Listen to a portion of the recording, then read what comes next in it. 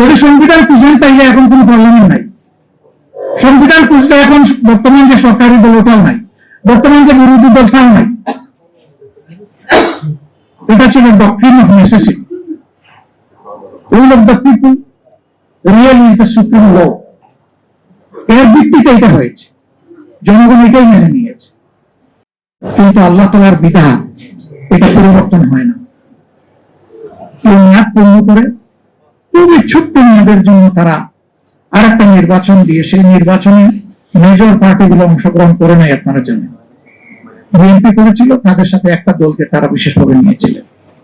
কয়েকদিনের পার্লামেন্ট করে একমাত্র বিল যেটা পাশ করলেন সেটা কেয়ারটেকার সরকারের বিল। তিনি বিলটা আগে করলেন। জনগণকে কেন আপনি আন্দোলনের পথে ঠেলে দিলেন? কেন একটা হরতাল অবরোধের প্রয়োজন হল? কেন জানমালের ক্ষতি হল? কেন হাজার হাজার মামলা হল? এই পানিটা গোলা করার তো দরকার ছিল। এবারও তারা নিজেরাই তাদের একটি প্রথম দফায় সংস্কারের কথা বলছে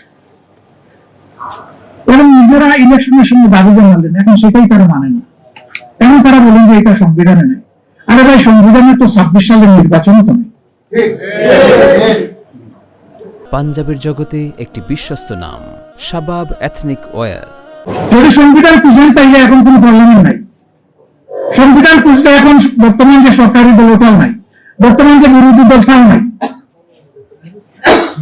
এটা ছিল ডক্ট্রিন অফ নেসেসিটি।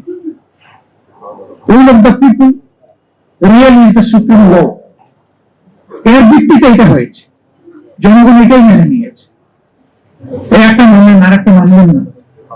আবার সেই আব্বাস আলী খান সাহেবের কথাই আমার মনে পড়ে, মানবেন তবে অনেক পানি গুলা করে মানবেন।